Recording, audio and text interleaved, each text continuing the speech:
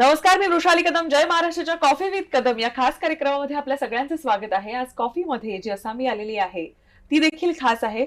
खरं तर जर माणसाच्या मनामध्ये जिद्द असेल आणि कामाच्या प्रती आपली श्रद्धा असेल तर कितीही बिकट परिस्थिती असो, माणूस हा त्यातून मार्ग काढत असतो. आणि याचं उत्तम उदाहरण म्हणजे आजची जी असामी आपल्या सोबत आजच्या शो मध्ये आलेली आहे.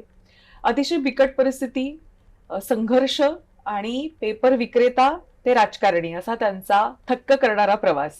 आपल्यासोबत अमित जी गोरखे आहेत, परिषदेचे आमदार आहेत भाजपचे. खूप खूप स्वागत आपलं जय महाराष्ट्रमध्ये.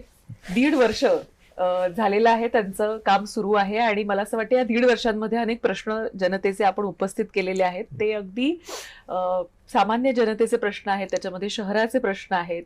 आणि गेल्या 1.5 वर्षामध्ये आपला एक वेगळा ठसा उमटवण्याचा प्रयत्न परिषदेतून आपण करत असल्याचं आम्हाला कायम पाहायला मिळतं. या सगळ्या संदर्भात तुमच्याशी बोलायचं आहे. आज कॉफीमध्ये आपलं खूप खूप स्वागत. धन्यवाद मला या ठिकाणी आमंत्रित केलं त्याबद्दल. जसं मी सुरुवात केली की अतिशय बिकट परिस्थिती आणि संघर्ष या सगळ्यामधून कधी वाटलं होतं की आपण अशा पद्धतीने राजकारणात जाऊ आणि आमदार होऊ? नाही, खरं तर ज्या कुटुंबातनं मी आलोय, अत्यंत सर्वसामान्य आणि गरीब कुटुंबातनं इथपर्यंत पोहोचलो. आणि हे करत असताना, शिक्षण क्षेत्रात काम चालू करत असताना एक संधी आली आणि मी राजकारणात आलो समाजकारण करत असताना. आणि असं कधी वाटलंही नव्हतं की मी राजकारणात येईल आणि आमदार होईल आणि या निमित्तानं या पोझिशनमध्ये लोकांची सेवा करेल असं नव्हतं वाटलं कधीच. पण थोडंसं फ्लॅशबॅक मध्ये घेऊन जाते. म्हणजे त्या काळातला जो प्रवास होता, जेव्हा आम्हीही जाणून घेण्याचा प्रयत्न केला की हा असा संघर्ष कसा होता. पेपरही आपण टाकायचा, त्या काळामध्ये घरातली परिस्थिती बिकट होती आणि त्यानंतर म्हणजे शिक्षण आणि सगळ्या गोष्टी सांभाळून घरात मदत, या सगळ्या हा जो प्रवास होता आज मागे वळून पाहता तेव्हा अमित गोरखेंना काय वाटतं नेमकं? नाही, खरं तर माझे वडील मूळचे अहिल्यानगर, तेव्हाच अहमदनगर श्रीगोंदा तालुक्यातले. आणि इथं ते पहिल्यांदा 1980ला पुण्यामध्ये भारत फोर्स कंपनीमध्ये सिक्युरिटीचं काम करायचे. तिथनं पिंपरी चिंचवडला त्यांची बदली झाली ग्रीव्स कंपनीमध्ये आणि तिथे ते सिक्युरिटीमध्येच काम करत होते. आणि अत्यंत आमचं म्हणजे एक बहीण, मोठा भाऊ, आई वडील असं आमचं छोटं कुटुंब आणि आम्ही चाळीत राहायचो.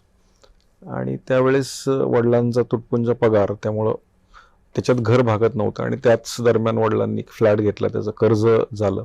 म्हणून सगळ्या भावंडांनी ठरवलं की काम करायचं. कारण किती भावंड होती? मोठा भाऊ आणि एक लहान बहीण. मग भाऊ त्यावेळेस सपोर्ट करावा म्हणून एक कच्ची दाबेलीची गाडी त्यांनी चालू केली होती, त्याला मी मदत करायचो. आणि मग सकाळी पेपर टाकून आपली फीज भरणं आणि घरातल्यांना सपोर्ट करणं हे त्यावेळेस काम पूर्ण केलं. आई बालवाडी शिक्षिका असल्यामुळे एक शिक्षिकेमधले बाळकडू सगळे त्यावेळेस मिळाले. शिस्तबद्ध असं. पण तेव्हापासून अशी इच्छा होती की आई एका छोट्या बालवाडीत जाते तर आपली स्वतःची संस्था असावी, शाळा असावी. नंतरच्या काळात तेही करता आलं. आता 8 ते 10 हजार विद्यार्थी माझ्याकडे शिकतायत. KG to PG सगळे कोर्सेस माझ्याकडे रन होतात. पण तो काळ अत्यंत स्ट्रगलचा होता आणि ती एक वेगळीच मजा होती. सकाळी पहाटे लवकर उठायचं, पेपर घ्यायचे, पहाटे 4ला उठून लोकांपर्यंत टाकायचे आणि त्याच्यानंतर कॉलेजला पुण्यात जायचं ट्रेननी, चालत दोन्ही बाजूनी 2-2, 3-3 किलोमीटर. आणि मग संध्याकाळी परत आल्यानंतर भावाला मदत करणं, असा तो सगळा प्रवास होता. पण मला असं वाटतं की माणसाच्या आयुष्यात सगळं सुखकर मिळालं, खास करून मुलांना, तर ते त्यांना स्ट्रगल माहीत नसतो. त्यामुळं अशा स्ट्रगलमधनंच खऱ्या अर्थानं माणूस घडत असतो. खरं आहे. त्यानंतर दिवस पालटले आणि तुमच्या आई अनुराधा गोरखे ह्या पिंपरी चिंचवड महानगरपालिकेमध्ये नगरसेविका म्हणून कार्यरत, मला वाटतं आता 2nd टर्म आहे त्यांची. तर आई जेव्हा नगरसेविका झाली त्यावेळीची परिस्थिती कशी होती किंवा त्यांच्याकडून काही शिकण्यासारखं, खास करून नगर विकास आणि या सगळ्या बाबतीत, तर ते बाळकडू कसं मिळालं? नाही, खरं तर 2012ला मला राष्ट्रीय युवा पुरस्काराने सन्मानित करण्यात आलं. भारताचे त्यावेळेस राष्ट्रपती प्रतिभाताई पाटील यांच्या हस्ते तो पुरस्कार मिळाला. आणि त्यावेळेस मी मोफत संगणक शिबिर महिलांसाठी 7,500 पेक्षा जास्त महिलांना मोफत संगणक शिबिर मी घेतलं होतं आणि त्याच माध्यमातून तो राष्ट्रीय पुरस्कार मला दिला गेला. आणि तदनंतर त्या पुरस्कारानंतर माननीय आत्ताचे मुख्यमंत्री देवेंद्रजी फडणवीस यांची माझी ओळख झाली. त्या पुरस्काराच्या निमित्तानं दिल्लीला पहिली भेट झाली आणि नंतर 2012-13ला मी भारतीय जनता पार्टी मी जॉईन केलं आणि नंतर 14ला मला आठवतंय की मी त्या नगरसेवकची निवडणूक लढवण्यासाठी पूर्ण तयारी सुरू करत होतो आणि झाली सुद्धा. पण नंतर लेडीज वॉर्ड झाला आणि त्याच दरम्यान वडील माझे अचानक एक्सपायर झाले. त्यांना डायरेक्ट 3rd स्टेजचा कॅन्सर डिटेक्ट झाला आणि आई पण डिप्रेशनमध्ये होती, घरीच होती. आणि नंतर लेडीज वॉर्ड झाल्यानंतर लढणार कोण असा प्रश्न निर्माण झाला. तर आम्ही घरात बसून ठरवलं की असं असं लेडीज वॉर्ड झाला असेल तर आईला उभं केलं पाहिजे. आणि त्यावेळेसचे आमदार माननीय लक्ष्मणजी जगताप यांनी सांगितलं की आईला लढव. माननीय देवेंद्रजींकडे मी गेलो आणि त्यांना सांगितलं, देवेंद्रजींची इच्छा होती व तूच लढलं पाहिजे, पण तिथे वॉर्डच नव्हता. आणि मग आईला लढवलं आणि आश्चर्य म्हणजे आई पिंपरी चिंचवड शहरात सगळ्यात जास्त मतांनी त्यावेळेस निवडून आली. आणि मग तिच्याबरोबर काम करत असताना तिलाही तो अनुभव पाहिला होता, माझाही अनुभव पाहिला होता. मग पिंपरी चिंचवड शहरातले अनेक प्रश्न, त्या प्रभागातील अनेक प्रश्न हाताळता आले आणि मग तो लोकांचा मोठा संपर्कही त्यावेळेस चालू झाला. खरंय. आणि मग मला असं वाटतं त्या अनुषंगानं ती जी कामं असतात की शहरासाठी म्हणून आपलं एक देणं असतं, तर मग त्यासाठी काही विजन किंवा त्यासाठी म्हणून काही त्यावेळेस महानगरपालिकेतला पहिला अभ्यास करणं आणि त्यावेळेस ती कामं पूर्ण करणं आणि विजन म्हणून महानगरपालिकेतले रस्ते, खास करून शिक्षकी पेशा घरातला असल्यामुळं महानगरपालिकेच्या शाळा सुदृढ करणं. मी स्वतःही महानगरपालिकेचा विद्यार्थी आहे, त्यासाठी आम्ही जास्तीत जास्त प्रयत्न केले आणि स्वच्छता विषयीचे वेगवेगळे प्रयोग त्या ठिकाणी आम्ही केले. आईला नगरसेवक म्हणून मदत केली आणि त्यावेळेस पण अनपेक्षितरित्या मला माननीय मुख्यमंत्र्यांनी एका महामंडळाचा अध्यक्ष म्हणून त्यावेळेस घोषित केलं आणि मी अण्णाभाऊ साठे महामंडळाचा अध्यक्ष म्हणून त्यावेळेस काम केलं आणि ते राज्यमंत्री दर्जाचं पद होतं. त्यामुळे महाराष्ट्रभर त्यावेळेस मी फिरू शकलो. संपूर्ण महाराष्ट्र पिंजून काढला. त्या महामंडळात आधीच 2000 त्या सरकार यायच्या आधी त्या महामंडळामध्ये 650 कोटीचा घोटाळा झालेला होता आणि त्या घोटाळ्यानंतर त्या ठिकाणी मी अध्यक्ष म्हणून गेल्यानंतर मग त्या जुन्या CID इन्क्वायरीज आणि ह्या सगळ्या गोष्टींमध्ये माझा जास्त वेळ गेला, पण तो चांगला अनुभव होता. पण त्या दरम्यान पण मी मुंबईला जाऊन स्किल डेव्हलपमेंटसाठी महामंडळासाठी 10 कोटीपेक्षा जास्त रक्कम आणली आणि जास्तीत जास्त तरुणांना या महामंडळाच्या माध्यमातून, स्किलच्या माध्यमातून काम करण्यासाठी प्रोत्साहित केलं. त्यामुळे तो एक माझा शासनातला पहिला अनुभव होता. महानगरपालिकेबरोबर ह्या पदाचाही मी संपूर्णपणे सांभाळ केला आणि काही काळ त्या महामंडळाला मी अध्यक्ष म्हणून काम केलं. मला असं वाटतं की मंडळामध्ये काम करत असताना त्याचा जो बॅकलॉग आहे तेच मोठं मला वाटतं आव्हान होतं. बॅकलॉग आणि ती परिस्थिती त्यावेळेस एवढा मोठं घोटाळा केलेलं महामंडळ आणि त्या ठिकाणी पुन्हा महामंडळाला ट्रॅकवर आणणं. पण त्यावेळेस तो काळही खूप कमी मला मिळाला, कारण नंतर सरकार आलं. पण आपल्या सगळ्यांना इतिहास माहिती आहे, सरकार आलेलं असताना पण उद्धव ठाकरेंच्या त्या डिसिजनमुळं सरकार भारतीय जनता पार्टी म्हणून आम्हाला बाहेर थांबावं लागलं. त्यामुळं तो 7 ते 8 महिन्याचाच कालावधी मला महामंडळ म्हणून मिळाला. पण या सगळ्यामध्ये RSS सोबत तुमचा एक जुना किंवा एक प्रदीर्घ असा काळ तुम्ही RSS मध्ये काम केलेलं आहे, तर तो एक अनुभव कसा होता? म्हणजे इथं घरी संघर्ष होता, अनेक गोष्टींची चणचण होती आणि RSSचं काम. नाही, खरं तर राष्ट्रीय स्वयंसेवक संघामुळे मी आज या ठिकाणी आहे. स्वयंसेवक म्हणून काम करत असताना लहानपणापासून बाल स्वयंसेवक म्हणून मी काम केलं आणि संघाच्या शाखांमध्ये जाणं आणि संघाच्या शाखांमध्ये गेल्यानंतर तिथे जो बाळकडू मिळाला, त्या ठिकाणी गेल्यानंतर अनेक गोष्टी शिकायला मिळाल्या. संघटन कसं असावं, संघटनात्मक काम कसं असावं हे तिथं मिळालं. आणि त्यानंतर मी काही वर्गही RSSचे केले. राष्ट्रीय स्वयंसेवक संघाचे वर्ग, खास करून प्राथमिक आणि प्रथम वर्ग 21 दिवसाचा, त्या ठिकाणी तर खूप जास्त शिकायला मिळालं. पहाटे 4ला उठल्यापासून सगळ्या गोष्टी आपण करणं आणि किती मोठे आपण झालो तरी पाय जमिनीवर ठेवण्याचा बाळकडू तिथेच मला वर्गात मिळाला. त्यामुळे मला असं वाटतं की माझ्या जडणघडणीमध्ये सगळ्यात मोठा वाटा राष्ट्रीय संघाचा नक्कीच आहे. तुम्ही शिक्षण घेत असताना तुम्हाला अनेक अडचणी येत होत्या, त्यामुळे जेव्हा शिक्षण संस्था आपण एखादी सुरू करावी असं तुम्हाला वाटलं, तर तो एक नेमका असा कुठला पॉइंट होता की असं वाटलं की आता आपण तेवढे सधन आहोत की आता आपण लोकांना मदत करू शकतो? नाही, खरं तर शिक्षण संस्था चालू करणं म्हणजे तसा तो मोठा टास्क होता. माझं एज्युकेशन MA LLB आणि MBA पर्यंतचं मी केलं. पण ज्यावेळेस मी ठरवलं शिक्षण संस्था चालू करायची त्यावेळेस नक्कीच पैसे नव्हते. पण मी कम्प्युटर इन्स्टिट्यूट चालू केली. आणि कम्प्युटर इन्स्टिट्यूट चालू केल्यानंतर माझा आणि कम्प्युटरचा असं काही फारसा संबंध नाही, कारण माझं एज्युकेशन मी नंतरच्या काळात पूर्ण केलं. पण मला आठवते की मी बूम होतं त्यावेळी कम्प्युटर. बूम होतं. आणि कम्प्युटर्स मला फक्त एक मी मार्केटिंग करू शकतो आणि मुलं मिळवू शकतो ही खात्री होती. त्यामुळे एका मित्राला टीचिंगसाठी बरोबर घेऊन ते कम्प्युटर इन्स्टिट्यूट चालू केलं. पण ते फारसं चालत नव्हतं. मग मी मोफत संगणक शिबिर नावाचा एक उपक्रम चालू केला. आणि त्याच्यामध्ये मित्र म्हटल्यावर मोफत संगणक शिबिर म्हणजे कसं काय आपण रन करायचं. मोफत म्हणजे महिलांना मोफत शिकवायचं आणि सर्टिफिकेटला आपण 200 रुपये घ्यायचे. मग त्यावेळेस पहिला प्रयोग केला आणि 200 महिला मोफत संगणक शिबिराला आल्या.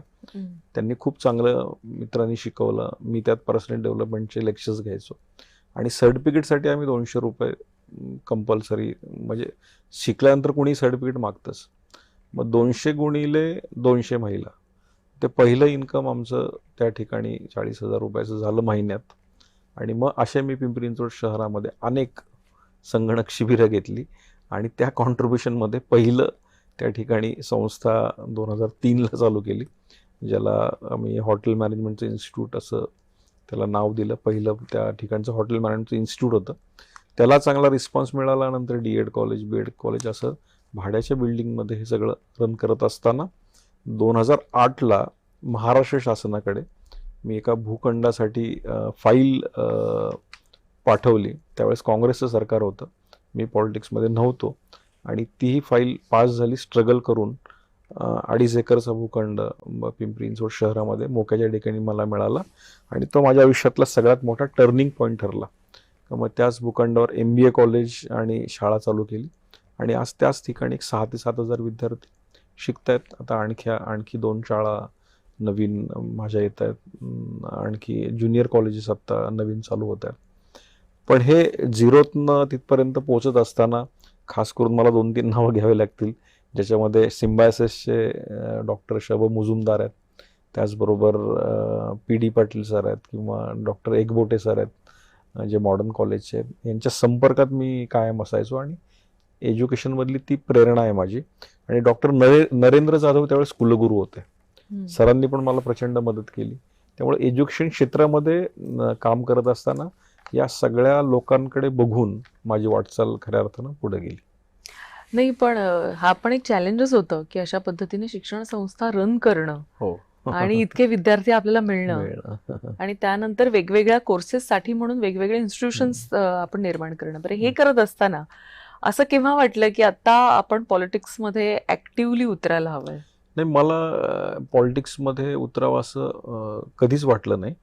परंतु मला आठवते की 2011-12ला मला ज्यावेळेस नॅशनल यूथ अवॉर्ड मिळाला, त्यानंतर मी या कॉलेजच्या विद्यार्थ्यांसाठी पिंपरी चिंचवड शहरातील ज्यांचं पॉलिटिक्स हे स्पेशल सब्जेक्ट आहे, त्या सगळ्या विद्यार्थ्यांना गॅदर्ड करून युवा आमदारांचे मी एक संमेलन ठेवलं. आणि त्याच्यामध्ये त्यावेळेस माननीय देवेंद्रजी फडणवीस भारतीय जनता पार्टीचे अध्यक्ष होते. ते त्यांच्याबरोबर 6 ते 7 युवा आमदार, मला त्यावेळेस आठवतंय, आडसूळ होते, क्षितिज ठाकूर होते, प्रणिती शिंदे होते, अशा सगळ्यांना मी बोलवलं. आणि त्याच्यामध्ये वेगवेगळ्या चर्चा घडून आणल्या. पण त्या चर्चा घडत असताना तो सगळा जो 7 लोकांचा जो आमदार सगळे स्टेजवर बसले होते, ते सगळे चर्चा वन साइडेड झाली. आणि देवेंद्रजी फडणवीसांनी सगळी ती चर्चा जिंकून घेतली, हायजॅक केली. आणि त्यावेळेस मी खऱ्या अर्थाने इम्प्रेस झालो. आणि मग त्यांच्यामध्ये माझं इंटरॅक्शन त्यावेळेस जास्त झालं. आणि मग त्यानंतर त्यांनी ऑफर केली की तू या भागात भारतीय जनता पार्टीचं काम चालू कर. आणि त्यानंतर मी ते काम चालू केलं. आणि मग नंतर असं वाटायला लागलं की भारतीय जनता पार्टीचं तत्वज्ञान असेल किंवा काही गोष्टी असतील, समाजाप्रती माननीय फडणवीसजींचं काम असेल, गडकरीजींचं काम असेल, याच्याकडे मी ऑटोमॅटिक अट्रॅक्ट होत गेलो. आणि खास करून मागासवर्गीय समाज आणि खास करून युवा पिढी ज्यांना स्किलच्या माध्यमातून पुढे जाण्याची गरज आहे, अशासाठी आपण काम करू शकतो का, म्हणून मी काम चालू केलं. आणि मला असं वाटतं की माननीय मुख्यमंत्र्यांचं काम आत्ताचं आणि त्यावेळेसचं हे खरोखर प्रेरणादायी आहे. त्यामुळे ती माझी प्रेरणा आहे. त्यांचं डेडिकेशन असेल, त्यांचा प्रत्येक गोष्टीतला अभ्यास असेल, त्यांच्या प्रत्येक गोष्टीतला बारकावा असेल. त्यांच्या आजही मी मीटिंग्स बघतो. म्हणजे कुठल्याही मीटिंग्समध्ये जर एखाद्या IAS ऑफिसरनी एखादं प्रेझेंटेशन ठेवलं तर त्यातलं नेमकी ज्या गोष्टी आहेत, आपण चूक म्हणूयात, चांगल्या गोष्टी आहेत, ती शोधणं आणि इमिजिएट त्यांना त्या गोष्टीला रिॲक्ट करणं आणि सजेशन देणं, हा साहेबांचा स्वभाव अभ्यासवृत्तीचं प्रतीक आहे. या गोष्टी आम्ही त्यांच्याकडनं शिकतोय. मागासवर्गीय समाजामधून ज्यावेळी आपण येता, आपण बघता की समाजामधलाही एक मोठा घटक आहे की जो अजूनही अनेक गोष्टींपासून वंचित आहे. तर या समाजाचं अपलिफ्ट ह्याला करण्यासाठी, ह्याच्या उद्धारासाठी म्हणून असं काही प्रोग्राम्स किंवा ह्यासाठी म्हणून असे काही तुमचे गोल्स आहेत का, किंवा 3 प्रायोरिटीज आहेत का की ह्याच्यावर मी काम करतोय, किंवा आता अजून येत्या काळामध्ये या गोष्टी पाईपलाईनमध्ये मी आहेत? खरं तर आमदार झाल्यानंतर निवडणूक लागली आणि त्याच्यामध्ये मी जवळजवळ महाराष्ट्रातल्या 72 मतदारसंघांमध्ये गेलो आणि खास करून मागासवर्गीय जे रिझर्व्ह कॅटेगरीचे जे हे आहेत त्याच्यामध्ये पण मी बऱ्याच ठिकाणी गेलो.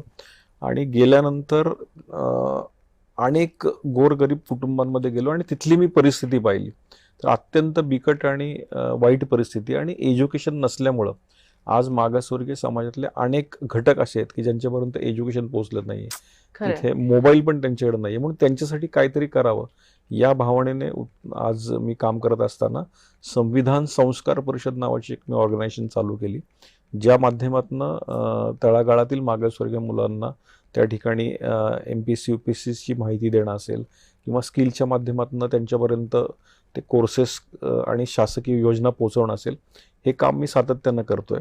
पण नुकतंच आत्ता आपण बघत असाल की आरक्षण उपवर्गीकरणाचा जो लढा आहे तोही मी महाराष्ट्रात पहिल्यांदा चालू केला. आणि आरक्षण उपवर्गीकरणामध्ये ज्या 59 जाती आहे त्या जातींपर्यंत डॉक्टर बाबासाहेब आंबेडकरांना अपेक्षित असलेली समानता पोचलेली नाहीये. म्हणून 59 जातींपर्यंत ह्या सगळ्या योजना पोचल्या नाहीयेत. मग त्या पोचण्यासाठी उपवर्गीकरण असावं अशी भूमिका त्या ठिकाणी मी मांडली. 1 ऑगस्ट 2024ला सुप्रीम कोर्टानं जो निर्णय दिला त्या निर्णयाची अंमलबजावणी इतर 5 राज्यांमध्ये झाली, पण ती महाराष्ट्रात अजून झाली नाही. त्यासाठी सध्या मी स्ट्रगल करतोय. आणि ती झाल्यानंतर खऱ्या अर्थानं महाराष्ट्रातील 59 जातींना न्याय मिळेल आणि सर्व स्तरावर शिक्षणातली आणि त्याचबरोबर नोकरीतली समानता पोचेल अशी माझी भावना आहे. म्हणजे आज त्यातलं उदाहरण द्यायचं झालं तर 59 जातींमधला आपण छोटासा मादिगा समाज पाहिला, तर त्यांच्या मादिगा समाज महाराष्ट्रात आज लाखोच्या प्रमाणात आहेत, पण त्यांच्याकडे अजूनही एकही डॉक्टर नाही. त्यांचा एकही माणूस, तुम्हाला एखादा माणूस शासकीय नोकरीत मिळेल अशी शक्यता नाहीये. BMS पण नाहीये. MPSC UPSC होण्याचा तर वेगळाच विषय आहे. मग हे का, तर त्यांच्यापर्यंत खऱ्या अर्थानं आजपर्यंत शिक्षण पोचलं नाहीये आणि अजूनपर्यंतही त्यांची पिढी शिक्षणात नसल्यामुळं ते अजूनही अतिमागासवर्गीय मध्ये येतात. मग हे उपवर्गीकरण झालं तर अशा अनेक जातींना न्याय मिळेल, म्हणून तो लढा मी लढतोय.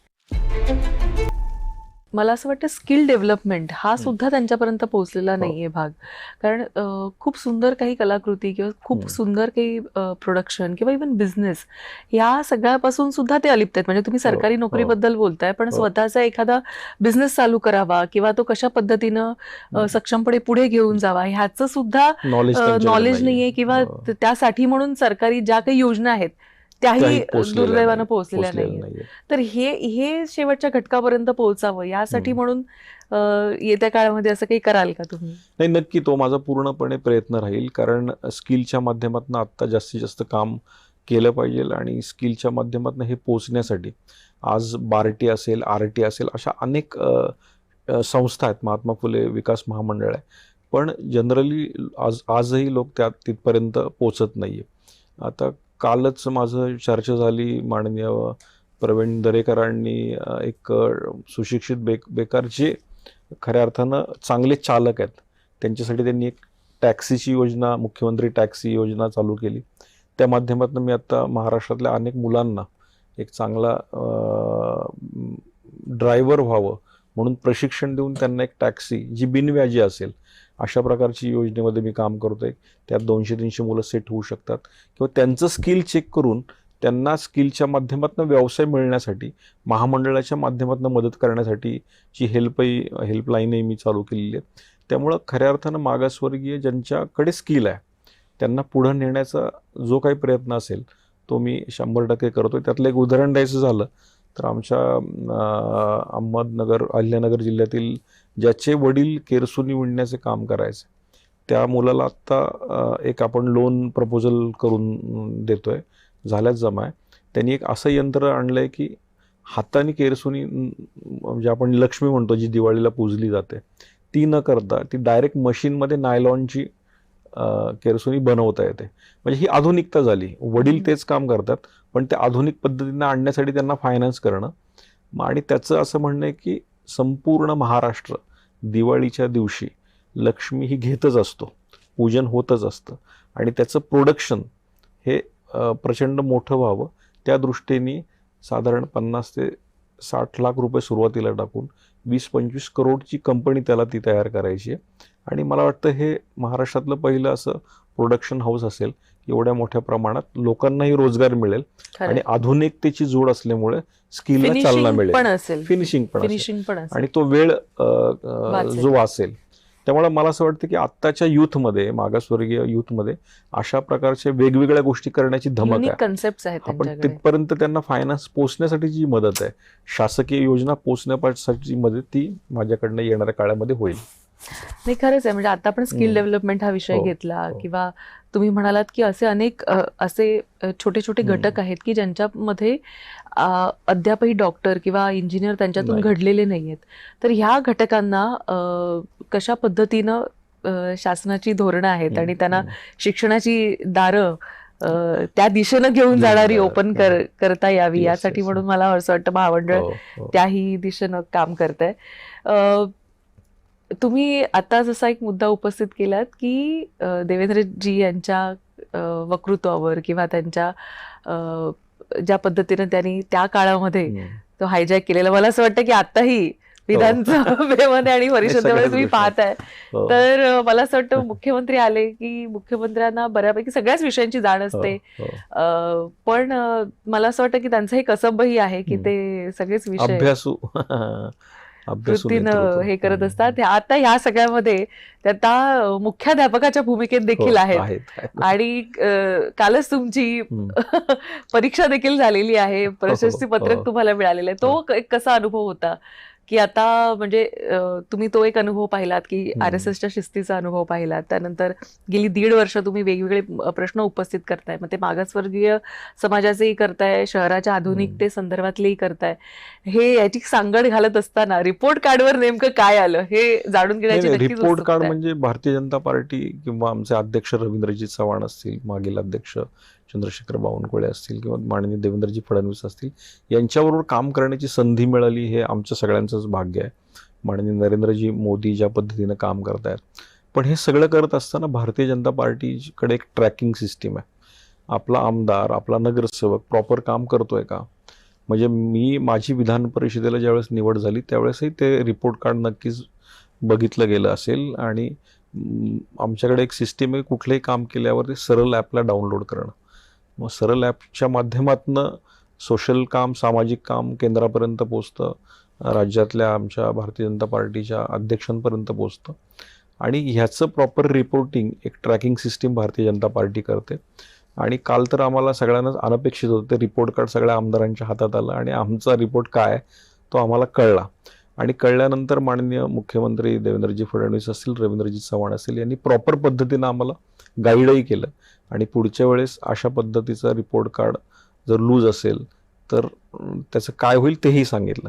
त्यामुळे मला असं वाटतं की ज्यावेळेस एखादं पद मिळाल्यानंतर माणूस सैरभैर होतो, त्याला वाटतं की आपण आता खूपच मोठे झालेलो आहोत आणि आपल्यावर कुणीच अंकुश ठेवत नाहीये, त्यावेळेस तो नक्कीच इतर गोष्टींना वाहत जातो. पण ती सिस्टीम भारतीय जनता पार्टीमध्ये नाहीये जमिनीवर न आलोय, जमिनीवरच राहिलो पाहिजे आणि लोकांसाठी आपण आलोय, लोकांपर्यंत आपण पोचलोच पाहिजे या भूमिकेतनं मला वाटतं हे रिपोर्ट कार्ड होतं. आणि जेणेकरून यामुळं सगळ्याच आमच्या आमदारांचे डोळे उघडले. त्यामुळं अशा प्रकारचं काम फक्त भारतीय जनता पार्टीच करू शकतं, दुसरं कोणी करू शकत नाही. आणि मला असं वाटतं की सगळ्या मंत्र्यांना देखील अशी तंबी दिलेली आहे की आता पूर्ण वेळ त्यांनी उपस्थित राहायचं आहे. बरं, आता तुमची बायोमेट्रिक सिस्टीम नुसार तुमची हजेरी होणार आहे, याकडे कसं पाहताय? कसं आहे, एकतर आता आपण AI च्या दुनियेमध्ये आहोत आणि आज सगळ्या सिस्टीम ह्या AI रिलेटेड आहेत. त्यामुळे बायोमेट्रिक ही आपल्या सिक्युरिटीसाठी, कारण आज विधिमंडळामध्ये आपण बघतो की अनेक लोक त्या ठिकाणी कामं घेऊन येतात आणि अनेक मंडळी इन्फ्लुएन्सेस वापरून आतमध्ये येतात आणि मग आतमध्ये गोंधळही होतो. पण बायोमेट्रिकमुळे तो कुठेतरी कंट्रोल येईल. काल ज्यावेळेस एंट्री करत होतो त्यावेळेस माननीय मुख्यमंत्री असतील, उपमुख्यमंत्री सगळ्यांना ते थांबून आपला चेहरा स्कॅन करूनच आतमध्ये जावं लागलं. त्यामुळे एक चांगली सिस्टीम आहे, आधुनिकताही आहे आणि सिक्युरिटी आहे आणि अशा गोष्टी घडल्या पाहिजेत जेणेकरून आपल्या आता यंग टीमलाही, यंग मुलांनाही कळेल, ज्याला आपण झेनझी म्हणतो, की बाबा हे सगळे जे काही समाजकारण, राजकारण आणि सगळ्या गोष्टी घडत आहेत या सगळ्या आधुनिकतेला धरून घडत आहेत आणि हे याची गरजही आहे. सिक्युरिटी सिस्टीमच्या दृष्टीने हे अत्यंत महत्त्वाचं सरकारचं पाऊल कालचं होतं, जेणेकरून बायोमेट्रिकमुळे त्या ठिकाणी कोणालाही बाहेरच्यांना एंट्री सहजासहजी मिळणार नाही. आणि अकाउंटेबिलिटी देखील आहे. अकाउंटेबिलिटी आहे. तुम्हाला जेव्हा लोकांनी विश्वास ठेवून मत दिलेलं आहे त्यावेळी तुम्ही अकाउंटेबल आहात त्यांना, की तितका वेळ तुम्ही तिथं स्पेंड करणं आवश्यक आहे, अपेक्षित आहे आणि मंत्र्यांना त्या ठिकाणी उत्तरही देणं अपेक्षित आहे. तर मला असं वाटतं एक रेव्होल्युशनरी स्टेप या निमित्तानं आपल्याला बघायला मिळते. कारण मी आज इतकी वर्ष अधिवेशन कव्हर करते, साधारण 2004 पासून 2003 पासून, आणि बऱ्याचदा असं पाहायला मिळायचं की रिकामं आहे अधिवेशन किंवा सत्ताधाऱ्यांमधले काही ठराविकच जण बोलतायत, बाकी सगळं रिकामं असायचं. मला असं वाटतं की आता या अधिवेशन, पावसाळी अधिवेशनानंतर ही परिस्थिती नक्कीच सुधारेल आणि सगळ्यांना एक निर्धारित वेळ हा तिथं ऐकण्यासाठी देखील मिळेल. आणि काय होतं ना, डिस्करेज होतं, कारण हाही नाहीये, तोही नाहीये, तीही नाहीये, असे नाहीये, इतकी माणसं नाहीयेत, मग आपणच का थांबा असं तुमच्याही मनात नक्कीच वाटत असेल. हो, नक्कीच. पण मगाशी म्हटल्याप्रमाणे की या सगळ्या गोष्टींना एक आधुनिकतेची जोड देऊन काही गोष्टी करायला पाहिजे, ते सरकार करत आहे. पण मला एक सांगा, MLC तर तुम्ही झालेले आहात, ते तर मला असं वाटतं की एक आश्चर्याचा धक्काच होता अनेकांसाठी की तुमचं नाव डिक्लेअर झालं. पण याआधी तुम्ही सभेसाठी देखील प्रयत्न केले होते, तिकिटासाठी प्रयत्न केले, ते मात्र तुमचं हुकलं. तिकीट कसं हुकलं हे देखील जाणून घ्यायला आधी आम्हाला नक्की आवडेल. नाही, काय झालं, 2014ला पिंपरी मतदारसंघ जो आहे जिथं मी तयारी करत होतो, तो महायुतीमध्ये शिवसेनेला गेला आणि त्यानंतरच्या काळात 100% मी लढणार अशीच परिस्थिती होती. भारतीय जनता पार्टीचं तिकीट त्या ठिकाणी मिळणार अशीच परिस्थिती होती, कारण युती तुटलेली होती. पण अनपेक्षितरित्या राष्ट्रवादी युतीमध्ये आली आणि तो मतदारसंघ आधीचे राष्ट्रवादीचा आमदार असल्यामुळे त्यांना तो गेला. आणि तो गेल्यानंतर मला असं वाटलं की आता अजूनही काम करावं लागेल, पुढच्या पंचवार्षिकला लढू. आणि विधान परिषद मिळवणं किंवा मिळेल असं काही कुठलीही अपेक्षा नव्हती आणि मनात आलंही नव्हतं. पण मला अजूनही तो क्षण आठवतोय की ज्यावेळेस मी माननीय गिरीश महाजन यांच्याकडे कामानिमित्तानं सर्वसामान्य कार्यकर्ता म्हणून मी गेलो आणि त्यांच्याकडे खूप मोठी गर्दी होती, लाईन होती. त्या लाईनीत मी दरवाज्यातच उभं होतो की आता माझा नंबर लागेल, आता माझा नंबर लागेल. पण आतमध्ये त्यांची मीटिंग चालू होती, 2 आमदार आधीच जाऊन तिथं बसले होते आणि त्या लाईनीत उभा असतानाच माझा ड्रायव्हर पळत आला आणि म्हटला की सर, तुमचं नाव विधान परिषदेसाठी आलं आहे आणि टी व्हीला बातमी चालू आहे म्हणून. मग टी व्ही तिथे चालूच होता, मी पाहिलं आणि त्याच्यात बरीच नावं आली होती. माननीय पंकजताई मुंडेंचं नाव होतं, टिळेकरांचं होतं, माझं होतं, अशी 5 नावं आली होती आणि खाली स्ट्रिप्सही आली होती की एक पेपर लीक झालाय नावांचा, जो दिल्लीला पाठवलाय आणि ही संभाव्य यादी असू शकते. पण त्या यादीवर आक्षेपही घेण्यात आला होता, त्यामुळे मी ते लाईटली घेतलं की मला असं वाटलं नाही, कारण मला कधी त्यासाठी कोणाचा फोनही नव्हता आला.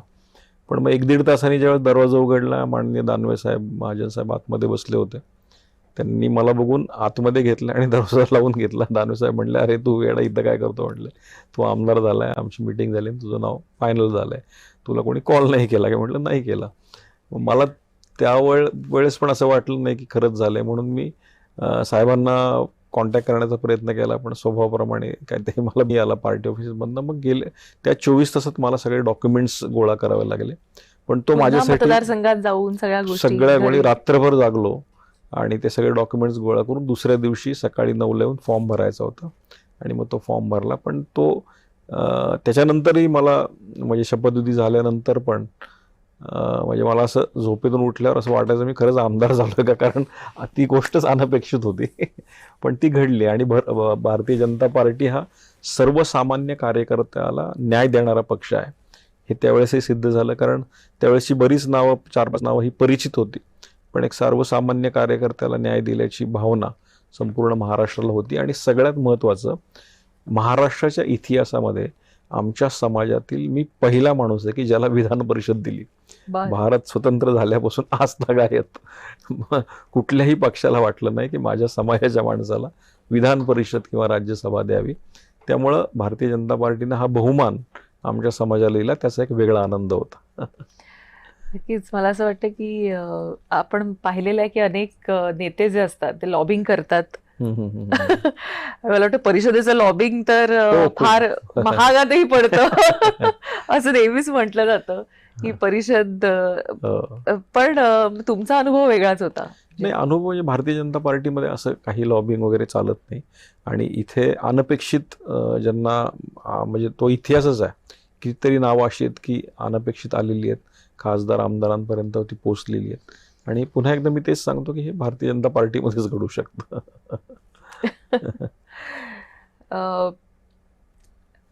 अण्णाभाऊ साठे महामंडळाचे माजी अध्यक्ष म्हणून काम करत असताना मला असं वाटतं की अनेक अशा योजना होत्या की ज्या राहून गेल्यात. आत्ता जर संधी मिळाली, आणि आता तर रिशफल, कॅबिनेट रिशफल पण होऊ घातलेलं आहे, अशा वेळी जर काही संधी मिळाली तर असं कुठलं खातं असेल की जसं वाटतं की याच्यावर काम केलं किंवा या खात्यात? तर महामंडळ, मी माझा प्रयत्न असा चालू आहे की महाराष्ट्रातल्या चांगल्या कार्यकर्त्याला या महामंडळाचं पद मिळावं. मला मिळालं तरी मी घेणार नाही, कारण कार्यकर्ता ही महत्त्वाचा आहे आणि समाजात आमच्याकडे असे अनेक लोक आहेत की ज्यांना हे महामंडळ दिलं पाहिजे. आणि ह्या महामंडळाच्या माध्यमातून सक्षमीकरण करणं हे अत्यंत महत्त्वाचं आहे. ते सगळं काम मी करेल. आणि राहिला खात्याचा विषय, तर मला हा पक्षाचा भाग आहे आणि मला एवढ्या अपेक्षाही नाही आहे, पण त्यातल्या त्यात माझा आवडता विषय हा बट ऑबियस एज्युकेशन आहे, सांस्कृतिक. माझी कलारंग नावाची संस्था आहे. आत्तापर्यंत मी 250पेक्षा जास्त मराठी कलाकारांना मी अवॉर्ड्स दिलेत. सगळ्यांशी माझी अगदी अशोक मामांपासून ते सुबोधपर्यंत किंवा अनेक आहेत, आज अनेक मंडळी आहेत की पर्सनल माझे प्रसाद ओक आहेत, एकदम चांगले रिलेशन आहेत. त्यामुळे हे क्षेत्र. पण कधी असं वाटलं नाही की एखादा चित्रपट काढावा? हो, चित्रपट काढावा असं वाटलं आणि आता त्याच्यावर मी कामही करतोय. लोकशाहीर अण्णाभाऊ साठेंवर एक सिनेमा करण्याचा माझा प्रयत्न आहे आणि तो अंतिम टप्प्यात आहे. म्हणजे भूमिका कोण साकारणार आहे ते कळेल तुम्हाला. मोठे आर्टिस्ट आहेत फायनल स्टेजला. म्हणजे फक्त आता शूटिंग चालू करणं एवढंच बाकी आहे. कारण मी याच्या आधी पुरुषोत्तम करंडक केलेलं आहे, 3 वर्ष मी डिरेक्शन केलेलं आहे, ऍक्टिंग केलेली आहे. त्यामुळे तो आवडता विषय आहे. बऱ्याच वेळा माननीय मुख्यमंत्र्यांनी मला जनरल कार्यक्रमामध्ये अमित गाणं म्हण, त्यांच्यासमोर मी गाणी गायलेली आहेत. त्यामुळे हे स्किल डेव्हलपमेंट क्षेत्र असेल, एज्युकेशन क्षेत्र असेल, MIDCतल्या काही डेव्हलपमेंट असतील, हे माझे आवडते क्षेत्र आहेत.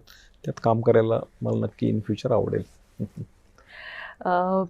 जसं तुम्ही आता म्हणालात, मला असं वाटतं की अनेक विषय आहे की ज्याच्यावर काम करण्याची आवश्यकता. अण्णाभाऊ साठे महामंडळाच्या छताखाली देखील मला असं वाटतं की खूप काही घडू शकतं. खूप अशा मला असं वाटतं पोट जाती आहेत, त्यांना न्याय देण्याचं काम होऊ शकतं. तुमचा दुसरा जो विषय होता सांस्कृतिक, मला असं वाटतं सांस्कृतिक खात्यामध्ये रेव्होल्युशन आणण्याची आवश्यकता आहे. आता तुम्ही फार जवळून ह्या सगळ्या गोष्टी पाहताय, तर तुम्हाला असं खरंच वाटतं का, मग आपली नाट्यगृह झाली किंवा अनेक असे विषय झाले की त्याला अजूनही हवं तसे ऍड्रेसच होत नाहीयेत, आणि किंबहुना ह्याच गोष्टींमुळे तो जो प्रेक्षक आहे, तो जो रसिक वर्ग आहे, तो मराठीकडे तितका वळत वळत नाहीये नाहीये. जितका वळला पाहिजे. खरं तर हम्म. कसदार अभिनय करणारे आणि खूप सुंदर स्क्रिप्ट्स आहेत, मात्र तरी देखील थोडीशी पाठ दाखवली जाते मराठीकडे. याकडे आपण कसं पाहता? हे खरं तर मी आत्ताच मागच्या अधिवेशनामध्ये एक महत्त्वाचा प्रश्न घेतला होता की एखादा कलाकार कसदार भूमिका करत असतो, नैपथ्यवाले नैपथ्य सेट लावत असतात आणि त्या नाटकावर त्यांचं पूर्ण सेटअप अवलंबून असतो आणि पोटही अवलंबून असतं. पण इमर्जन्सीमध्ये ते नाटक एखाद्या पॉलिटिकल प्रोग्राममुळे कॅन्सल होण्याचा अनेक वेळा घडलेले आहेत. आणि पहिल्यांदा मी तो विषय विधिमंडळात मांडला की अशा प्रकारचं अचानक पॉलिटिकल प्रोग्राम्समुळे अशी नाट्यगृहातलं एखादं प्रायोगिक नाटक बंद झाल्यामुळे किती नुकसान होऊ शकतं हे आपल्याला थांबवता आणि येईल का? रिसेंट जो गोंधळ घडला तोही आपण सगळ्यांनी बघितलेला आहे. सामान्य जो रसिक वर्ग आहे तो निर्धारित वेळ काढून स्वतःच्या आयुष्यातला, स्वतःची नोकरी आणि या सगळ्या गोष्टी सांभाळत येतो तिथं आणि मात्र त्यांची निराशा होते आणि मोठ्या प्रमाणावर होते. आणि मला असं वाटतं की पुण्यातली माणसं फारच वोकल आहे त्या बाबतीत आणि ते कोणालाही ऐकत नाहीत. म्हणजे अशा बाबतीतले विषय त्या ठिकाणी घेतल्यानंतर मला प्रशांत दामलेंचाही त्या विषय घेतला म्हणून त्यांचा मला फोन आला. मग असे वेगवेगळे विषय किंवा एक विशिष्ट कलाकार ते सेट होतात, त्यानंतर इकॉनॉमिकली अनेक वयोवृद्ध कलाकारांची आता हेळसांड चालू आहे. हा अतिशय गंभीर आणि तो मुद्दा कोरोना काळात जास्त मला प्रकर्षाने जाणवला. खास करून मग तमाशा कलाकार असतील किंवा अनेक गोरगरीब कलाकार आहेत की ज्यांची उपजीविकाच ती आहे, पण मग वृद्ध कलाकारांना बॅकग्राऊंड नसल्यामुळे त्यांची हेळसांड होते. मग त्यांच्यासाठी अनुदान असेल, त्यांच्यासाठी घर देणं असेल, अशा काही गोष्टींसाठी मी मागच्या अनेक वर्षापासून प्रयत्न करतोय आणि त्यात सक्सेसही मिळाला आहे. त्यामुळे अशा गोष्टींमध्ये की ज्याच्यामध्ये खऱ्या अर्थानं माणुसकी सांभाळली जाईल आणि कलाकाराने कलाकार म्हणून जगत असताना समाजाला भरपूर काही दिलेलं असतं, पण पुढे जाऊन त्याची हेळसांड होते. म्हणून अशा गोष्टींना प्रथम प्राधान्य देऊन त्यांच्यासाठी काहीतरी करण्याची माझी इच्छा आहे आणि ती मी पूर्ण करतोय. ह्या सगळ्यामध्ये लोककला देखील लोप पावत चाललेली आहे. लोककलेला जितकं माझं प्रांजळ मत असं आहे की लोककलेला जितकं आपण प्राधान्य दिलं पाहिजे ती जतन करण्यासाठी म्हणून तितकंसं दिलं जात नाही. आता तुम्ही सरकारमध्ये आहात, MLC झालेले आहात, तर ही लोककला टिकावी किंवा आपली खास वाद्य असतात ती वाद्य लोकांपर्यंत ती अजरामर जी कला आहे ती जिवंत राहावी, यासाठी म्हणून तुम्हाला वाटतं की काहीतरी एफर्ट्स हे घेतले गेले पाहिजेत जे नाही घेतले जातात? सुदैवानं अनेक लोक कलाकारांबरोबर मी माझा वेळ वायापेक्षा वेळ घालवलेला आहे, चांगल्या कर्मी घालवलेला आहे. त्याच्यामध्ये मला आठवतंय मी विठ्ठल उमापांबरोबर अनेक काळ घालवला आहे. त्यांच्यावर मी काही प्रयोगालाही जायचो. त्यामुळे लोककला जपली पाहिजे आणि याचं पहिलं प्रयोग आपण याच वर्षी करतोय.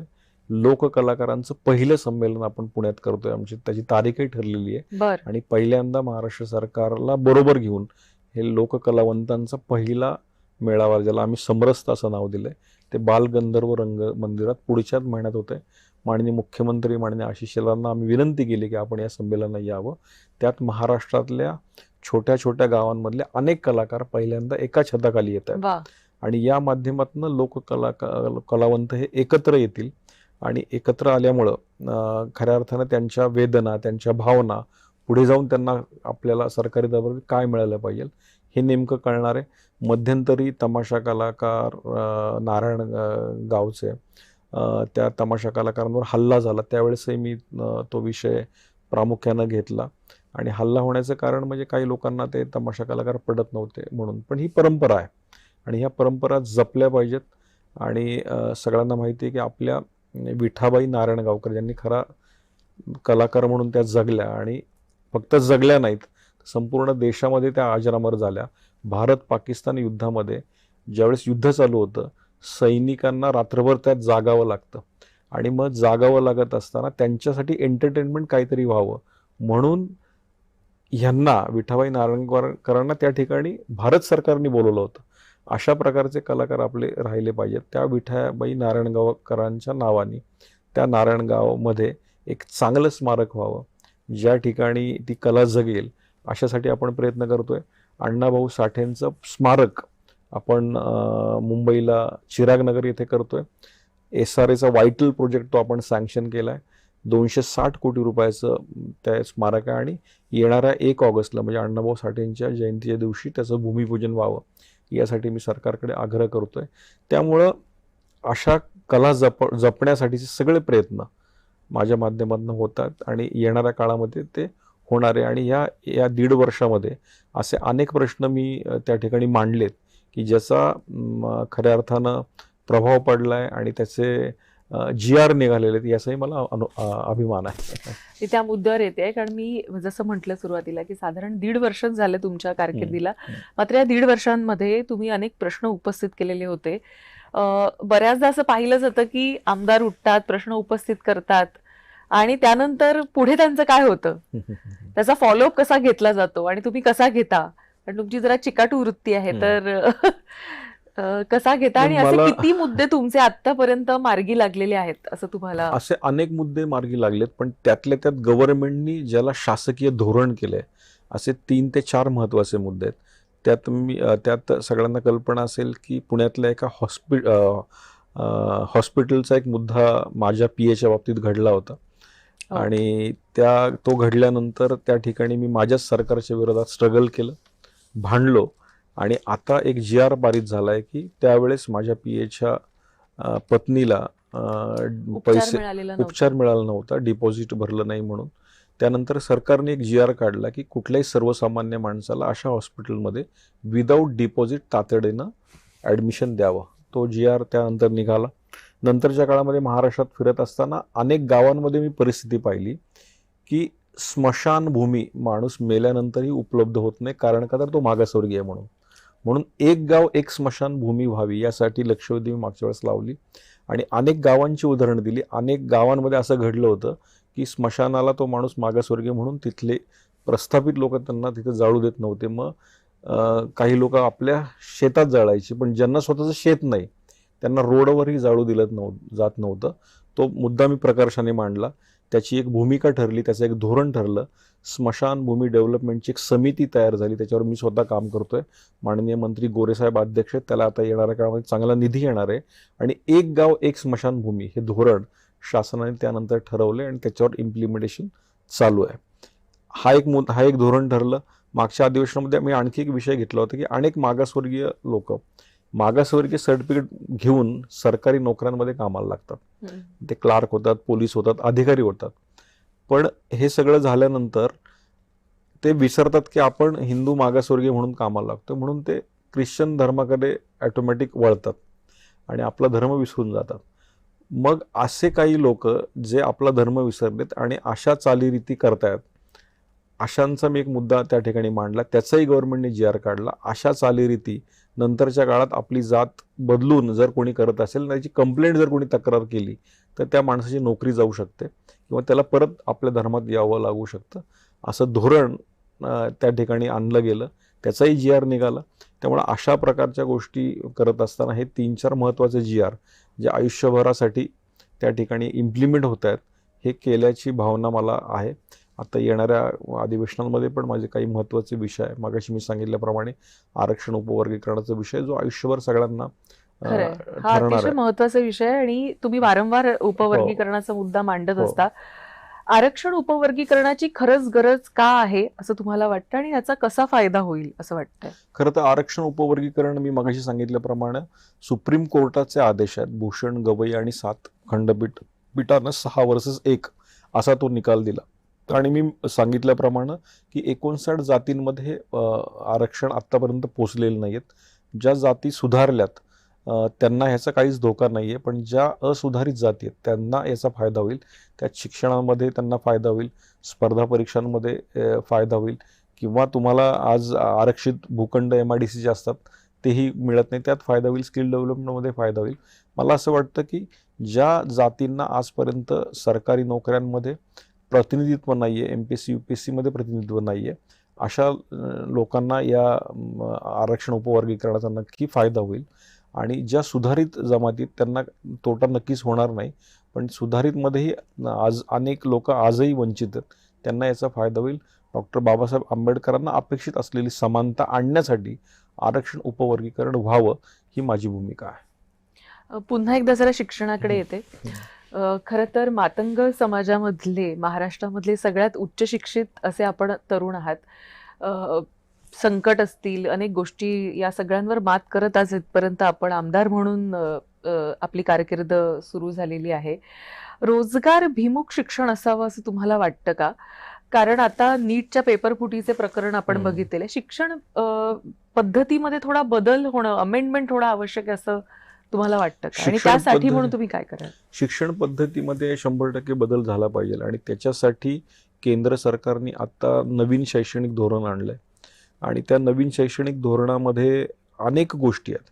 म्हणजे एखाद्या मुलाला इंजिनिअरिंग व्हायचं आहे, MBBS व्हायचं आहे, पण त्याला असं वाटत असते की अरे माझ्यामध्ये चांगली चित्रकला आहे, मी चांगलं म्युझिक वाजवू शकतो, पण मी MBBSला गेल्यानंतर मला त्यातला सिलेबस मला शिकता येणार नाही आहे. म्हणून आत्ता नवीन शैक्षणिक धोरणामध्ये अशा काही प्रोव्हिजन्स आहेत की एखादा मुलगा जर MBBSला गेला आणि त्याला चित्रकला किंवा एखादा म्युझिकचा जर सिलेबस घ्यायचा असेल त्याला जोडता येऊ शकतो. त्यामुळं मला असं वाटतं की तुम्ही मगाशी म्हटल्याप्रमाणे की शिक्षणामध्ये स्किल्स हा विषय घेऊन आपण आत्ता शिक्षणाकडे वाटचाल करत आहोत. आज अनेक युनिव्हर्सिटीज आपल्याकडे महाराष्ट्रामध्ये आलेल्या आहेत की ज्याच्यामध्ये स्किल युनिव्हर्सिटीज म्हणून आता त्या प्रसिद्ध आहेत. त्यामुळं बेसिक इंजिनिअरिंग न करता स्किल युनिव्हर्सिटीमध्ये आपलं स्किलच्या बाबतीत आपली असलेली आवड यामध्ये संशोधन करून तुम्हाला इंजिनिअरिंग करता येतं. त्यामुळं नक्कीच येणारं शिक्षण पद्धतीमध्ये बदल झाला पाहिजे. इंग्रजांच्या काळातली मॅकॅलेची जी सिस्टीम आहे ती आता बदलून कालबाह्य झालेली आणि त्याच्यावर खऱ्या अर्थानं आपलं सरकार, केंद्रातलं सरकार काम करत आहे. महाराष्ट्रातही त्याचं इम्प्लिमेंटेशन आता चांगल्या पद्धतीने चालू आहे. येणाऱ्या काळात या शिक्षणात अनेक बदल झालेले आपल्याला नक्की दिसतील. लवकरच ते बदल व्हावेत एवढीच अपेक्षा आहे, जेणेकरून पुढची जी पिढी आहे त्याला आपण जे शिकतोय त्याचा खरंच आपल्या व्यावहारिक जीवनामध्ये त्याचा उपयोग व्हावा आणि त्या शिक्षणालाही काही अर्थ असावा. कारण ज्या पद्धतीची ही शिक्षण व्यवस्था आहे ह्या सगळ्याला अनेक विद्यार्थी देखील कंटाळलेले आहेत. मला असं वाटतं अनेक असोसिएशन्स देखील तुमच्याकडे अनेक पत्रव्यवहार या संदर्भात करत असतात. त्यामुळे मला असं वाटतं की इट्स अ हाय टाइम नाव.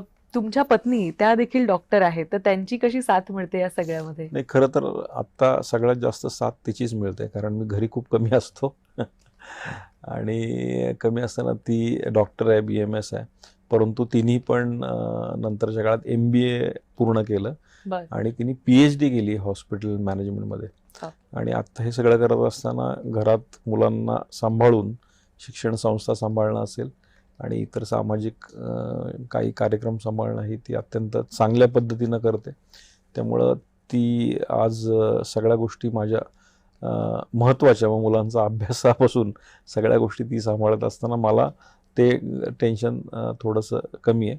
पण एक मला भावना नक्की मनात या सामाजिक क्षेत्रात काम करत असताना ही कधी कधी मनही दाटून येतं की मी तेवढा पुरेसा वेळ परिवाराला देऊ शकत नाही आहे आणि घरात मुलांनाही वेळ देऊ शकत नाही आहे. आणि हे सगळं करत असताना काही उदाहरणं पण मग समोर येतात. माझं अशा अवस्थेत देवेंद्रजींचं काय, देवेंद्रजी तर 24/7 उपलब्ध असतात किंवा अनेक आमचे नेते आहेत, माननीय मोदीजी आहेत. त्यामुळं ह्या प्रेरणा आहेत, पण ह्या प्रेरणा करत असताना आज जी साथ हवी आहे ती बायकोची उत्तम आहे आणि तिच्यामुळं आज सगळ्या गोष्टी सुरळीत होतात. त्यामुळं मला तिचा अभिमान आहे. ज्यावेळी पहिल्यांदा नाव टीव्हीवर डिक्लेअर झालं किंवा पक्षाकडून फोन आला आणि तुमच्या आईला कळलं, तेव्हा अनुराधाजींचं काय म्हणजे पहिलं रिॲक्शन होतं की जिथं नगरसेवक पदासाठी म्हणून प्रयत्न सुरू होते तिथं थेट आमदारकी आणि 2दा आमदारकी हुकली होती? कारण त्यावेळेस मी मुंबईतच होतो, पण मी तिचा व्हिडिओ रडतानाचा पाहिला.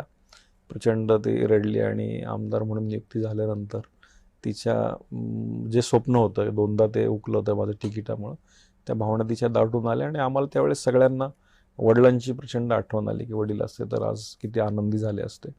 पण तिच्या भावना ह्या न सांगणाऱ्या होत्या. आजही तो व्हिडिओ माझ्या यूट्यूबला आहे. ती फक्त रडते, तिला काहीच बोलता येत नाही, त्या आनंद अश्रू होते. पण शेवटी आई आई असते. ज्या भावना तिच्या मनात त्यावेळेस आल्या त्या सगळ्यांनाच आनंद देणाऱ्या होत्या आणि तो सगळ्यात मोठा आनंदाचा क्षण आमच्या त्यावेळेस घरातल्यांचा होता. ज्यावेळी आमदार झाला, शपथ घेतलीत आणि नंतर मुख्यमंत्र्यांना भेटलात, तर काय त्यांची प्रतिक्रिया होती किंवा माननीय मुख्यमंत्र्यांचा रिॲक्शन काय होती? रिॲक्शन त्यांनी 2 शब्दातच सांगितलं की जे काम करायचं ते समाजासाठी करायचं आणि कुठेही स्वतःला, पक्षाला आणि त्यांच्या नावाला डाग लागणार नाही, असंच आपल्याला काम करायचं आहे आणि चांगलं काम करत राहा, हे त्यांची भूमिका होती. आणि आज सांगितल्याप्रमाणे त्यांचं लक्ष नेहमीच असतं, कुठे चुकलं तर ओरडतातही.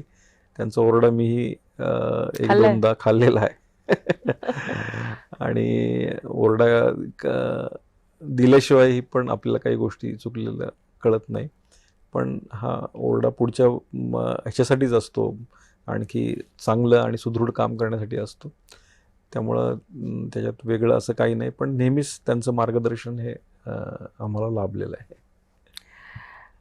मला असं वाटतं की इतके मुख्यमंत्री महाराष्ट्रात झाले, पण मला असं वाटतं त्यांच्या कारकिर्दीमध्ये किंवा त्यांच्या टेन्युअरमध्ये महाराष्ट्र फार झपाट्यानं इन्फ्रास्ट्रक्चर वाईज वाढला. हो, हो. आणि केवळ इन्फ्रास्ट्रक्चर नाही तर शेती असेल किंवा कृषी धोरण असेल आपलं, मागील त्याला शेत पंप असेल, सौर ऊर्जा असेल, ह्या सगळ्या ज्या गोष्टी होत्या, तर मला असं वाटतं, आणि अर्थात कर्जमाफी, हा मुद्दा किती रेव्होल्युशनरी घडलेला आहे. कर्जमाफी मला असं वाटतं इट्स अ गेम चेंजर. कर्जमाफी हा मुद्दा, आता शेतकऱ्यांची कर्जमाफी असेल 2 लाखांपर्यंत त्यांचं कर्ज त्यांनी आत्ताच जाहीर केलं. आणि सगळ्यात महत्त्वाचं, पूर्वीची कर्जमाफी व्हायची पण शेतकऱ्यांपर्यंत पैसे पोचत नव्हते, पण आता DBTच्या द्वारे थेट, म्हणजे पैसेवरून आल्यानंतर 40-50% तर अधिकाऱ्यांकडेच ते पोचायचे, पण आता DBTच्या माध्यमातून मोदी सरकारने आणि देवेंद्र सरकारने जे कर्जमाफी जाहीर केली, म्हणजे कर्जमाफी झाल्या सगळ्याच गोष्टी कर्ज माफ होतच आणि त्यांचे जे अनुदानं वगैरे ती डायरेक्ट शेतकऱ्यांना थेट त्यांच्या खात्यावर मिळतात, ही एक मोठी गोष्ट आहे. त्यामुळं इन्फ्रामॅन म्हणून खऱ्या अर्थानं देवेंद्रजींना ओळखलं जातं. आज कितीतरी कोटीची गुंतवणूक आज महाराष्ट्रात आलेली आपण बघतोय. दावोसच्या माध्यमातून कितीतरी कोटी गुंतवणूक आज महाराष्ट्रात येते. म्हणजे आज महाराष्ट्रात सगळीकडेच काम करत असताना मी छोटंसं उदाहरण देईल. पिंपरी चिंचवड सारख्या ठिकाणी शहरामध्ये मायक्रोसॉफ्टची कंपनी दावोसच्या एक ॲग्रीमेंटमुळे आली आणि त्या भागात आज एवढी मोठे हॉटेल्सचं प्रमाण वाढलं. आज त्या भागात अनेक विद्यार्थी त्या कंपनीमध्ये कामाला लागले. मग हुंडाईसारखी कंपनी आज 150 एकरमध्ये तळेगावमध्ये आली. म्हणजे अशा गोष्टी रिव्होल्युशनरी ह्या माननीय मुख्यमंत्र्यांच्या धोरणामुळे झाल्या. आज आपण मुंबईमधले कनेक्टेड ब्रिज असतील किंवा नुकतंच आत्ता मुंबई पुणे हायवे जो आत्ताच मिसिंग लिंक जो झाला, कमी कालावधीत झाला, आज 30 ते 35 मिनिटं पुण्यातनं मुंबईला येताना वाजतात. कनेक्टिंग लिंकच म्हणावं लागेल त्याला. आता त्यांनी मध्यंतरी हायपरलूप साठी पण एक धोरण आणलं जात आहे. 12 ते 13 मिनिटात पुण्यातनं मुंबईला माणूस पोहोचणार आहे. तर अशा अनेक गोष्टी माननीय मुख्यमंत्र्यांनी केलेल्या आहेत. ह्या उद्याच्या उज्ज्वल महाराष्ट्राची ही खऱ्या अर्थानं नांदी आहे आणि ती अशा प्रकारच्या ध्येयवादी असलेले माननीय देवेंद्रजी महाराष्ट्राला मिळालेत, हे सगळ्यांचं अहोभाग्य आहे असं मला वाटतं. बरं, समाजातल्या मुलांना काय सांगाल की ज्यांना राजकारणामध्ये यायचंय? मी प्रत्येक समाजातल्या मुलांना हेच सांगेल की आधी शिक्षण पूर्ण करा. घरातली गृहस्थी आणि घरातलं सगळं इकॉनॉमिक्स खऱ्या अर्थाने क्लिअर असल्या पाहिजेत. आपण सेटल असलो पाहिजे आणि कष्ट करण्याची तयारी असली पाहिजे, तरच आपण राजकारणात टिकू शकतो, येऊ शकतो. आलंच पाहिजे सगळ्या चांगल्या लोकांनी. आणि कष्ट करण्याची तयारी म्हणजे काय, सगळ्यांना माहिती आहे. आता पंढरीची वारी पण येते, विठ्ठल त्या ठिकाणी उभा आहे आणि विठ्ठलाच्या पायापाशी एक झेंडूचं फूल आहे आणि छातीपाशी पण झेंडूचं फूल आहे, जे हार म्हणून आलेलं आहे. पायापासलं फूल त्या विठ्ठलला विचारतं की हा तुझा भाव का? मी पण फूल आहे आणि तुझ्या छातीमध्ये असलेलं तेही फूल आहे, पण माझी जागा पायापाशी आणि त्याची जागा तुझ्या हृदयापाशी का? त्यावेळेस विठ्ठल असं उत्तर देतात की तूही फूल आहे आणि तेही फूल आहे, पण ते फूल माझ्यापर्यंत पोचायला स्वतःची छाती सुईच्या धाग्यातनं विणून ते इथपर्यंत आलंय, कष्ट करून आलंय. ज्यावेळेस तुझी ती कष्ट करण्याची तयारी असेल त्यावेळेस तूही माझ्या हृदयापर्यंत पोचशील आणि तुलाही मोठं होता येईल. म्हणजे काय, जर तुमची कष्ट करण्याची तयारी असेल तर आपण प्रत्येक माणसाच्या हृदयापर्यंत पोहोचू शकतो, देशाच्या हृदयापर्यंत पोहोचू शकतो. त्यामुळे कष्ट करण्याची तयारी जर तरुणांमध्ये असेल तर स्काय इज लिमिट. आणि सातत्याचं उदाहरण मी नेहमीच देतो. सातत्य म्हणजे काय, जर रेग्युलरिटी आपल्यामध्ये असेल, एक मधमाशी असते आणि मधमाशीला माणूस विचारतो, कागद आहे तू हे मध गोळा करण्याचं काम कधीपर्यंत करणार आहेस? त्यावेळेस मधमाशी म्हणते, जोपर्यंत माझ्यातली मध बनवण्याची कला हा माणूस पळवून नेणार नाही तोपर्यंत मी माझं काम सातत्यानं करेल. त्यामुळे धाडस, सातत्य आणि चिकाटी जर तरुणांमध्ये असेल तर तो माणूस नक्की आयुष्यात पुढे जाऊ शकतो. त्यामुळं आजच्या तरुणांना मी एवढंच सांगेल, कुठलंही करिअर करत असताना ह्या 3 गोष्टी आपल्याकडे पाहिजे. आणि सगळ्यात महत्त्वाचं स्वप्न बघण्याची वृत्ती. डोळे झाकून स्वप्न सगळेच बघतात, पण जो तरुण डोळे उघडे ठेवून स्वप्न बघतो तो आयुष्यात पुढे जाऊ शकतो. त्यामुळे तरुणांनी राजकारणात नक्कीच आलं पाहिजे. यायच्या आधी सेटल असणं अत्यंत गरजेचं आहे. आणि दिवसा स्वप्न पाहिली पाहिजेत असं हो. तुम्ही म्हणताय. तुम्ही देखील स्वप्न पाहिलेलं हो. मागच्या दाराने का होईना ते स्वप्न साकार झालेलं आहे Yes, असं yes. म्हटलं तर वावगं ठरणार नाही. तुम्ही आज इथं आलात, आम्हाला वेळ दिलात, त्याबद्दल खूप खूप Yes. धन्यवाद. आणि खरं तर जाणून घेण्यासारखं खूप काही आहे. केवळ शिक्षण हा एकच विषय नाही, तर कला, आणि कला या अनुषंगानं अनेक कंगोरे आहेत त्याचे, तर ते देखील आज आम्हाला जाणून घेता आले. त्याबद्दल धन्यवाद. तुम्हाला पुढच्या वाटचालीसाठी आमच्याकडून खूप खूप Yes. शुभेच्छा. आणि तुमचं पुन्हा एकदा आभार की आपण मला या ठिकाणी येऊन व्यक्त होण्याची संधी दिली. खूप खूप धन्यवाद. कॉफीमध्ये आता वेळ झालेली इथेच थांबायची, पण तुम्ही कुठेही जाऊ नका. पाहत राहा फक्त जय महाराष्ट्र.